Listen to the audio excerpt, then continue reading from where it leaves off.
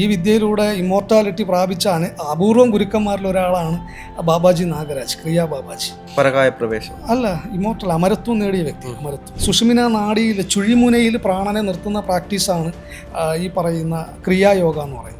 നമ്മുടെ പ്രാണൻ ചുഴിമുനയിൽ തന്നെ നിന്ന് കഴിഞ്ഞാൽ സിദ്ധികളൊക്കെ തേടി പോകുന്ന ആളുകൾ സൂക്ഷിക്കുക. സിദ്ധികൾ മാത്രം തേടി പോകുന്ന ആളുകൾ, ഇതിന്റെ അവസാനം എന്ന് പറയുന്നത് ഡിറ്റാച്ച്മെന്റ് ആണ്. ഇമ്മോർട്ടാലിറ്റി എന്ന് പറയുന്ന രഹസ്യം അവിടെയാണ് പ്രവർത്തിക്കുന്നത്. പക്ഷേ ഇമ്മോർട്ടാലിറ്റി എന്നൊക്കെ പറയുമ്പോഴും ഇത്തരത്തിൽ സ്പിരിച്വൽ രീതിയിൽ നമ്മൾ കണ്ടിട്ടുള്ള എത്ര ആളുകളാണ് ഒരുപാട് വയസ്സ് വരെ ജീവിച്ചിരുന്നത് എന്നൊരു ചോദ്യം. വിവേകാനന്ദനൊക്കെ എത്ര വയസ്സ് വരെ ജീവിച്ചിരുന്നു എന്നൊരു ചോദ്യമുണ്ട്. ഇതിന്റെ എല്ലാം ഉസ്താദ് എന്ന് പറയുന്നത് ശങ്കരാചാര്യർ പോലും എത്ര വയസ്സ് വരെ ജീവിച്ചിരുന്നു എന്ന് ചോദിച്ചു കഴിഞ്ഞാൽ വളരെ കുറവാണ്.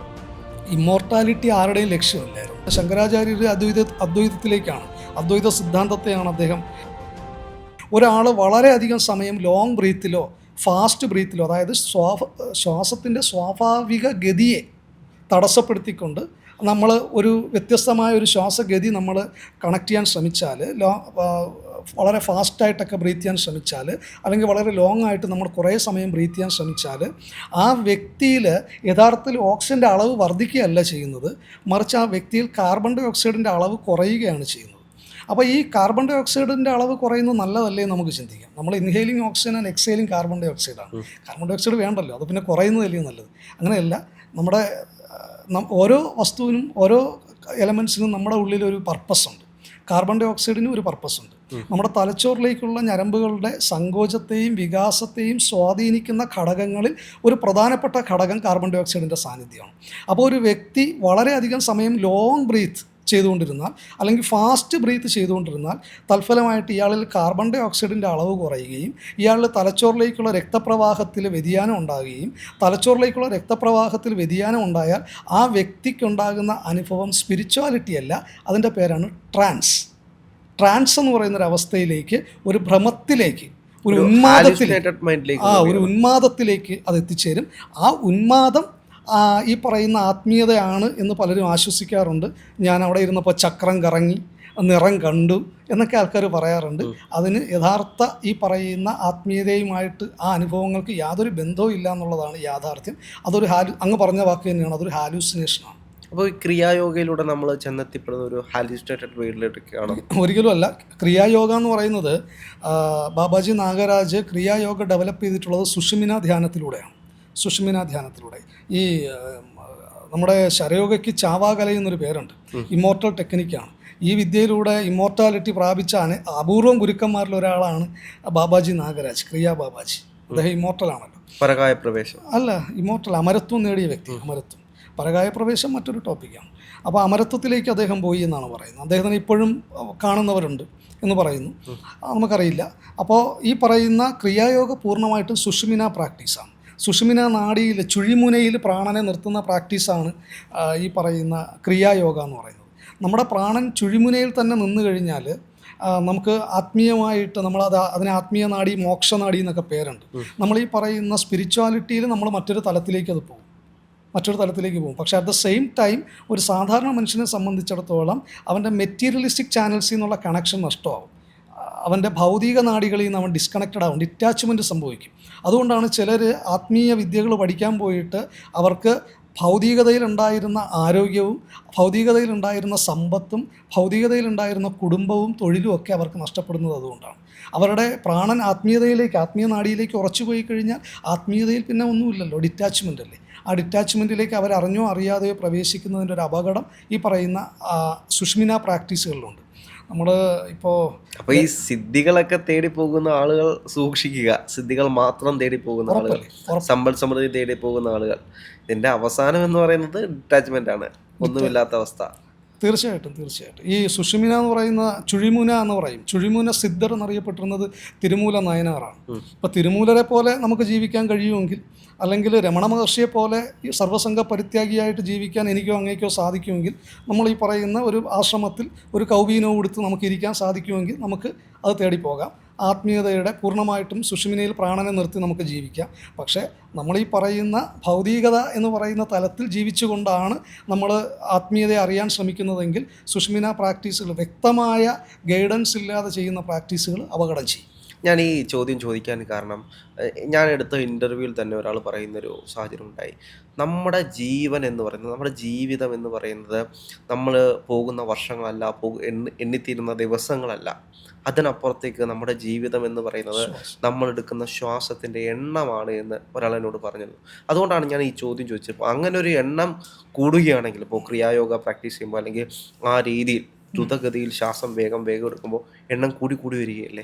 അപ്പോൾ ഒരു ക്രിയായോഗി അല്ലെങ്കിൽ ഈ ഇത്തരത്തിലുള്ള യോഗ ചെയ്യുന്ന ആളുകളുടെ ശ്വാസത്തിൻ്റെ എണ്ണം എന്ന് വെച്ച് കഴിഞ്ഞാൽ എല്ലാവരെക്കാളും കൂടുതലായിരിക്കും. അപ്പോൾ അവരുടെ ജീവിതമല്ലേ കൂടുതലും എണ്ണപ്പെട്ടു പോകുന്നത് എന്നൊരു സംശയം എനിക്കുണ്ടായിട്ടുണ്ട്. അതിൻ്റെ രഹസ്യം അങ്ങനെയല്ല. അതായത് ഒരു മനുഷ്യന് വിധിക്കപ്പെട്ടിട്ടുള്ള ശ്വാസത്തിൻ്റെ എണ്ണം എന്ന് പറയുന്നത് 933 കോടി ശ്വാസമാണ്. 933 കോടി ശ്വാസം. ഇത് നമ്മൾ ഒരു ദിവസം നമ്മുടെ ഉള്ളിലേക്ക് എത്തുന്ന ശ്വാസത്തിൻ്റെ എണ്ണം എന്ന് പറഞ്ഞാൽ 21,600 ശ്വാസമാണ്. ഒരു ദിവസം ഞാനും അങ്ങും 21,600ഓളം ശ്വാസം എടുക്കുന്നുണ്ട്. ചെറിയ ചെറിയ ഡിഫറൻസുകൾ വരാം. അപ്പോൾ ഇങ്ങനെ 21,600 ശ്വാസം വെച്ച് നമ്മൾ 933 കോടി ശ്വാസം എടുക്കുകയാണെങ്കിൽ ഏകദേശം 120 വർഷം വേണ്ടി വരും. അങ്ങനെയാണെങ്കിൽ നമ്മളെല്ലാവരും ഏകദേശം 100-120 വർഷം ജീവിക്കേണ്ടവരാണ്. പക്ഷേ നമ്മൾ ഇപ്പോൾ അങ്ങനെ എല്ലാവരും 120 വർഷമൊന്നും ജീവിക്കുന്നില്ലല്ലോ. അപൂർവം പേര് മാത്രമേ അങ്ങനെ ജീവിക്കുന്നുള്ളൂ. പക്ഷേ എന്ത് സംഭവിക്കുന്നു എന്ന് പറഞ്ഞാൽ ഒരു ദിവസം 21,600 ശ്വാസം, അങ്ങനെയാണെങ്കിൽ 24 hours 21,600, അങ്ങനെയാണെങ്കിൽ ഒരു മണിക്കൂറിൽ 21,600 ഡിവൈഡഡ് ബൈ 24, ഒരു മണിക്കൂറിൽ 900 ശ്വാസം, 60 മിനിറ്റിൽ 900 ശ്വാസം എടുക്കും. അങ്ങനെയാണെങ്കിൽ ഒരു മിനിറ്റിൽ 900 ഡിവൈഡഡ് ബൈ 60 15 ശ്വാസം. ഒരു മിനിറ്റിൽ നമ്മുടെ ഉള്ളിലേക്ക് എത്തുന്ന ശ്വാസത്തിൻ്റെ എണ്ണം 15. അപ്പോൾ നമുക്ക് ചിന്തിക്കാം, നേരത്തെ അങ്ങ് പറഞ്ഞ രീതിയിൽ നമുക്ക് ചിന്തിക്കാം, അങ്ങനെയാണെങ്കിൽ നമ്മൾ ലോങ് ബ്രീത്ത് ചെയ്തുകൊണ്ട് നമ്മൾ ഒരു മിനിറ്റിൽ ഇനി 15ൻ്റെ സ്ഥാനത്ത് 5 ശ്വാസം എടുക്കുന്നുള്ളൂ. അപ്പോൾ 933 കോടി ശ്വാസം എടുക്കാൻ ഏകദേശം 360 വർഷം വേണ്ടി വരും. നമ്മൾ മരിക്കാതെ കുറേ കാലം ജീവിക്കുമല്ലോ എന്ന് നമുക്ക് ചിന്തിക്കാം. നമ്മുടെ ഈ പറയുന്ന ശര അളവ് എന്ന് പറയുന്ന അല്ലെങ്കിൽ ചാവാകല എന്ന് പറയുന്ന രഹസ്യം ഇരിക്കുന്നത് ശ്വാസത്തിൻ്റെ ആ എണ്ണത്തിലല്ല, മറിച്ച് നമ്മൾ ഓരോ പ്രവൃത്തിയിലൂടെയും നമ്മൾ കടന്നു പോകുമ്പോൾ, അത് ശാരീരികവും മാനസികവുമായിട്ടുള്ള ഓരോ പ്രവർത്തനങ്ങളും നമ്മൾ നടത്തുമ്പോൾ, ഉദാഹരണത്തിന് നമ്മൾ നല്ല നിദ്രയിലാണ്, നമ്മൾ നല്ല ഗാഢ നിദ്രയിലാണ്. അതാണ് അവസ്ഥകളിൽ മൂന്നാമത്തെ അവസ്ഥയായിട്ടുള്ള ഞാൻ നേരത്തെ പറഞ്ഞ ജാഗ്രത കഴിഞ്ഞ് സ്വപ്നം കഴിഞ്ഞ് വരുന്ന സുഷുപ്തി, ഡീപ്പ് സ്ലീപ്പ്, നല്ല ഉറക്കം. അതിന് മനഃശാസ്ത്രം പറയും അൺകോൺഷ്യസ് മൈൻഡ്, അബോധതലം. അങ്ങനെ അത് അവിടെ ചിന്തകളില്ല, ശാരീരികമായിട്ട് നമ്മളൊരു പ്രവർത്തനവും നടത്തുന്നില്ല, മുഴുവൻ ഒരു റെസ്റ്റിംഗ് ഒരു മോഡാണ്. ഈ റെസ്റ്റിംഗ് മോഡിൽ നമ്മുടെ ശ്വാസം പുറത്തേക്ക് പോകുന്നത്, നമ്മുടെ ശ്വാസത്തിൻ്റെ ഗതി പുറത്തേക്ക് വരുന്ന ബാഹ്യഗതി എന്ന് പറയുന്നത് 3 അങ്കുലമാണ്. 3 അങ്കുലം, അവനവൻ്റെ വിരലിന് 3 അങ്കുലം മാത്രമാണ് ഈ പറയുന്ന വിശ്രമാവസ്ഥയിൽ ശ്വാസത്തിന് ബാഹ്യഗതി. അത്ര മാത്രമേ ശ്വാസത്തിന് ശോഷണം സംഭവിക്കുന്നുള്ളൂ. വളരെ കുറച്ച് നഷ്ടമേ അവിടെ സംഭവിക്കുന്നു വിശ്രമാവസ്ഥയിൽ. അതേ സമയം നമ്മൾ ഉണർന്നിരിക്കുകയാണ്. ഞാനിപ്പോൾ അങ്ങയോട് സംസാരിക്കുകയാണ്. ഇപ്പോൾ ഞാൻ വിശ്രമിക്കുന്ന ഒരു അവസ്ഥയല്ല, എനിക്ക് എഫേർട്ടുണ്ട് സംസാരിക്കുമ്പോൾ. അങ്ങ് ചോദ്യം ചോദിക്കുമ്പോൾ അങ്ങേക്ക് ഒരു എഫേർട്ടുണ്ട്, അല്ലേ? അപ്പോൾ നമ്മളുടെ രണ്ടുപേരുടെയും ശ്വാസഗതി ഇപ്പോൾ ഈ പറയുന്ന 3 അങ്കുലം അല്ല. എന്നിൽ ചിലപ്പോൾ 5 അങ്കുലം ആയിരിക്കാം, അങ്ങിൽ ചിലപ്പോൾ 4 അങ്കുലം ആയിരിക്കാം. അങ്ങനെ വ്യത്യസ്തം ഉണ്ടാകും. 3 അങ്കുലം എന്തായാലും തെറ്റി നിൽക്കുകയാണ്. കൂടുതൽ പ്രാണന് ബാഹ്യഗതി. നമ്മുടെ ഈ സംസാരം പോലും നമ്മുടെ പ്രാണനിൽ ഒരു ശോഷണം കൊണ്ടുവരുന്നുണ്ട്. പ്രാണനിൽ ഒരു ശോഷണം നമ്മുടെ ഈ സംസാരം പോലും കൊണ്ടുവരുന്നുണ്ട്. ഇതിപ്പോൾ നമ്മൾ വളരെ സൗഹൃദപരമായി നമ്മളൊരു ഇൻ്റർവ്യൂവിൽ സംസാരിക്കുന്നു. അതേസമയം നമ്മൾ ഒരാളോട് ദേഷ്യപ്പെട്ട് സംസാരിക്കുകയാണെങ്കിലോ, ഒരാൾ വന്ന് നമ്മളെ ചീത്ത വിളിച്ചു, നമ്മൾ തിരിച്ചും അതുപോലെ നമ്മൾ ദേഷ്യത്തോടു കൂടി അയാളോട് സംസാരിച്ചു. അപ്പോൾ ഇപ്പോൾ സംസാരിക്കുമ്പോൾ ഉണ്ടാകുന്ന ശോഷണമല്ല അവിടെ ഉണ്ടാകുന്നത്. അവിടെ ശോഷണം 6, 8, 10 അങ്കുലം വർദ്ധിക്കും. അവിടെ മാനസിക തലത്തിലുണ്ടായൊരു വികാരം, ക്രോധം എന്ന് പറയുന്ന വികാരമുണ്ട്. അത് സംസാരം എന്ന് പറയുന്ന ശാരീരിക പ്രവർത്തനമായിട്ട് രണ്ടും കൂടി കണക്റ്റഡുമാണ്. അവിടെ വീണ്ടും പ്രാണന് ശോഷണം സംഭവിച്ചു. നടന്നാൽ, ഓടിയാൽ, വ്യായാമം ചെയ്യുമ്പോൾ ഒക്കെ, ശാരീരിക വ്യായാമങ്ങളൊക്കെ ചെയ്യുന്ന സമയത്ത് ഈ പറയുന്ന അങ്കുല അളവ് സാധാരണ ഒരു വ്യക്തിയിൽ വ്യതിയാനപ്പെട്ടുകൊണ്ടേയിരിക്കും. അങ്ങിപ്പോൾ സ്ഥിരമായി വ്യായാമം ചെയ്യുന്നൊരു വ്യക്തിയാണ്, ഓടാൻ പോകുന്ന ഒരാളാണ്. ഞാൻ വ്യായാമം ചെയ്യുന്നില്ല, ഓടുന്ന ഒരാളല്ല. നമ്മൾ രണ്ടുപേരും കൂടി ഒരു 5 കിലോമീറ്റർ രാവിലെ ഓടുകയാണ്. എനിക്ക് 5 കിലോമീറ്റർ പൂർത്തിയാക്കാൻ പറ്റുമല്ലോ എന്നറിയില്ല, കാരണം ഞാൻ ഓടുന്ന ആളല്ലല്ലോ. അങ്ങ് 5 കിലോമീറ്റർ ഓടിക്കഴിയുമ്പം അങ്ങയുടെ കിതപ്പ്, ആ ശ്വാസത്തിൻ്റെ ബാഹ്യഗതി എന്ന് പറയുന്നത് എന്നെ അപേക്ഷിച്ച് താരതമ്യേന കുറവായിരിക്കും. അങ്ങയ്ക്ക് അത്രത്തോളം കിതപ്പ് അനുഭവപ്പെടില്ല. കാരണം നിരന്തരമായ പരിശീലനത്തിലൂടെ നമ്മൾ പറയുന്ന സ്റ്റാമിന എന്ന് പറയുന്ന തലം അങ്ങേര് മെച്ചപ്പെട്ട് നിൽക്കും. അവിടെ പ്രാണൻ്റെ ശോഷണം കുറവാണ്. അതേസമയം ആദ്യമായിട്ട് ഈ പ്രവൃത്തിയിലേക്ക് പോകുന്ന വ്യക്തി ഈ പറയുന്ന ഈ ശോഷണത്തിൻ്റെ അളവ് കൂടിക്കൊണ്ടേയിരിക്കും. ഇത് ഓരോ ശാരീരിക പ്രവർത്തനങ്ങളിലും മാനസിക തലത്തിലും. ഞാൻ നേരത്തെ ദേഷ്യപ്പെടുന്ന കാര്യം പറഞ്ഞു. ഇനി ഒരാൾ നമ്മളെ ഭയപ്പെടുത്തി, നിനക്ക് ഞാൻ ഇങ്ങനൊരു ബുദ്ധിമുട്ടുണ്ടാക്കും, എന്ന് പറയുമ്പോൾ അത് കേൾക്കുമ്പോൾ നമ്മൾ ഭയപ്പെട്ട് കഴിഞ്ഞാൽ ഇപ്പോൾ ഇരിക്കുന്ന ഒരു മാനസികാവസ്ഥ, നമ്മൾ വെറുതെ ഇരിക്കുമ്പോഴായിരിക്കും ഫോണിൽ കൂടെ വിളിച്ച് ഭീഷണിപ്പെടുത്തുന്നത്. പക്ഷേ ആ നിമിഷം നമ്മുടെ ശ്വാസഗതി മാറും.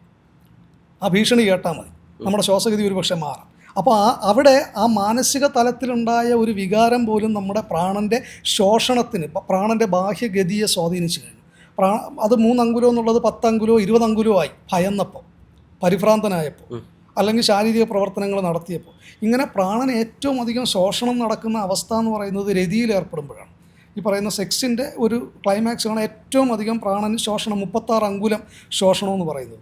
പക്ഷേ ശരിക്കും ശരയോഗയുടെ രഹസ്യം എന്ന് പറയുന്നത് ഈ പറയുന്ന ഓരോ തലങ്ങളും, ശാരീരിക തലത്തിലും മാനസിക തലത്തിലും പ്രാണന് ശോഷണം സംഭവിക്കുന്ന ഓരോ തലത്തിലൂടെയും ഒരു വ്യക്തി കടന്നു പോകുമ്പോൾ പ്രാണശോഷണം സംഭവിക്കാതെ ശ്വാസബോധത്തിൽ നിന്നുകൊണ്ട് ഈ പറയുന്ന ശ്വാസത്തെ നിയന്ത്രിച്ചുകൊണ്ട് ഈ പറയുന്ന കാമത്തെയും ഈ പറയുന്ന ക്രോധത്തെയും ഈ പറയുന്ന ദുഃഖത്തെയും ഒക്കെ ഒരു വ്യക്തിക്ക് ആ വികാരങ്ങളെല്ലാം ഉണ്ടാകും, ആ പ്രവർത്തനങ്ങളും എല്ലാം നടക്കാം. പക്ഷേ ഒരു സാധാരണ മനുഷ്യന് 36 അങ്കുലം ലോസ് വരുമ്പോൾ ഇവൻ 12 അങ്കുലത്തിലേക്ക് അവൻ അതിനെ മിനിമൈസ് ചെയ്യാൻ പറ്റിയാൽ ഈ വിദ്യ അവനിൽ ചാവാകലയായിട്ട് പ്രവർത്തിക്കും, അവനിൽ വെൽബീയിങ്ങിൻ്റെ വഴിയായിട്ട് പ്രവർത്തിക്കും. അപ്പോൾ ശ്വാസത്തിൻ്റെ എണ്ണം ക്രമാതീതമായി കൂട്ടുന്നതിലല്ല ആയുസിൻ്റെ രഹസ്യം ഇരിക്കുന്നത്, മറിച്ച് നമ്മൾ കടന്നു പോകുന്ന ശാരീരിക മാനസിക തലങ്ങളിൽ നമ്മൾ ശ്വാസത്തെ അറിഞ്ഞ് ശ്വസിക്കാൻ പഠിക്കുമ്പോഴാണ് ഇമ്മോർട്ടാലിറ്റി എന്ന് പറയുന്ന രഹസ്യം അവിടെയാണ് പ്രവർത്തിക്കുന്നത്. പക്ഷേ ഇമ്മോർട്ടാലിറ്റി എന്നൊക്കെ പറയുമ്പോഴും ഇത്തരത്തിൽ സ്പിരിച്വൽ രീതിയിൽ നമ്മൾ കണ്ടിട്ടുള്ള എത്ര ആളുകളാണ് ഒരുപാട് വയസ്സ് വരെ ജീവിച്ചിരുന്നത് എന്നൊരു ചോദ്യമില്ല. ഇപ്പോൾ വിവേകാനന്ദനൊക്കെ എത്ര വയസ്സ് വരെ ജീവിച്ചിരുന്നു എന്നൊരു ചോദ്യമുണ്ട്. അതെന്തുകൊണ്ടാണ് അവർക്ക് കഴിയാതെ പോയത്? അവർ ഇമ്മോർട്ടാലിറ്റിക്ക് ശ്രമിച്ചില്ല. ഇമ്മോർട്ടാലിറ്റിക്ക് ശ്രമിക്കുക എന്ന് പറഞ്ഞു കഴിഞ്ഞാൽ ഈ വിവേകാനന്ദ സ്വാമി ആയാലും അദ്ദേഹത്തിൻ്റെ ജന്മനിയോഗം തന്നെ മറ്റൊന്നായിരുന്നു. അദ്ദേഹത്തിനെക്കുറിച്ചും രസകരമായൊരു കഥയുണ്ട്. അദ്ദേഹത്തിന് ഈ പറയുന്ന മറ്റൊരാളിൻ്റെ മനസ്സറിയാനുള്ള സിദ്ധി ധ്യാനത്തിലൂടെ നേടാൻ സാധിച്ചു. അത് ഗുരുവിനോട് പോയി പറഞ്ഞപ്പോൾ ആ പ്രാക്ടീസ് അന്ന് നിർത്താൻ ആവശ്യപ്പെട്ടു ശ്രീരാമകൃഷ്ണ പരമഹംസർ. എന്നിട്ട് പറഞ്ഞു, നിൻ്റെ നിയോഗം ഇതല്ല, ഈ പറയുന്ന ടെലിപ്പതിയായിട്ടിരിക്കുകയല്ല വിവേകാനന്ദ സ്വാമിയുടെ നിയോഗം, നിൻ്റെ നിയോഗം ഇതിനും എത്രയോ മുകളിലാണ് എന്ന് അദ്ദേഹത്തെ ബോധ്യപ്പെടുത്തി. ഈ പറയുന്ന ഇമ്മോർട്ടാലിറ്റി എന്ന് പറയുന്ന തലത്തിലേക്ക് വളരെ ചുരുക്കം, അല്ലെങ്കിൽ അങ്ങ് പറഞ്ഞതുപോലെ വളരെ വിരലിലെണ്ണാവുന്നവർ മാത്രമാണ്, ഇപ്പോൾ ബാബാജി നാഗരാജിനെ പോലെ വളരെ വിരലിലെണ്ണാവുന്ന ഗുരുക്കന്മാർ മാത്രമാണ് അതിലേക്ക് എത്തിയിട്ടുള്ളത്. മറ്റുള്ളവർക്ക് ആർക്കും തന്നെ ഒരു വിദ്യയുടെയും പൂർണ്ണതയിലേക്കൊന്നും എത്താൻ സാധിക്കുന്നില്ല. ഈ പറയുന്ന പൂർണ്ണതയിലേക്ക് എത്തുമ്പോഴാണ് അതിൻ്റെ പൂർണ്ണമായ ഫലത്തിലേക്ക് എത്തുന്നത്. അതെ, ഈ പറയുന്ന ശങ്കരാചാര്യര് പോലും, ഇതിന്റെ എല്ലാം ഉസ്താദ് എന്ന് പറയുന്ന ശങ്കരാചാര്യര് പോലും എത്ര വയസ്സ് വരെ ജീവിച്ചിരുന്നു എന്ന് ചോദിച്ചു കഴിഞ്ഞാൽ വളരെ കുറവാണ്. ഇമ്മോർട്ടാലിറ്റി ആരുടെയും ലക്ഷ്യമല്ലായിരുന്നു. മരിക്കാതെ ജീവിക്കുക എന്നൊരു ഗുരുക്കന്മാരും ആഗ്രഹിച്ചു എന്ന് എനിക്ക് തോന്നുന്നില്ല. ആ വ്യക്തതയിലേക്കാണ് അവരെല്ലാവരും ഊന്നൽ കൊടുത്തത്. ആ ക്ലാരിറ്റിയിലേക്കാണ് ശങ്കരാചാര്യർ അദ്വൈതത്തിലേക്കാണ്, അദ്വൈത സിദ്ധാന്തത്തെയാണ് അദ്ദേഹം പ്രചരിപ്പിച്ചത്. ആ ബോധത്തിലേക്കാണ് അദ്ദേഹം കൊണ്ടുപോയത്. ഈ പറയുന്ന വിവേകാനന്ദ സ്വാമികൾ രാജയോഗ സംഹിതയിലൂടെ, രാജയോഗ പ്രാക്ടീസിലൂടെ അദ്ദേഹം ആ ക്ലാരിറ്റിയിലാണ് ജീവിച്ച് കാണിച്ചത്. അപ്പോൾ നമ്മളിപ്പോൾ ഇമ്മോർട്ടാലിറ്റി എന്നൊരു ലക്ഷ്യം വെച്ചുകൊണ്ട് ഒരു ഗുരുക്കന്മാരും ഇപ്പോൾ പ്രവർത്തിക്കുമെന്ന് എനിക്ക് തോന്നുന്നില്ല. ഞാൻ നേരത്തെ പറഞ്ഞതുപോലെ നമ്മൾ 120 വർഷം അല്ലെങ്കിൽ 250 വർഷം ഒരു ഉപയോഗമില്ലാതെ ജീവിക്കുന്നതിനേക്കാളും നമ്മൾ ജീവിച്ചിരിക്കുന്ന സമയം അടയാളപ്പെടുത്തി പോകുക എന്നുള്ളതാണ്.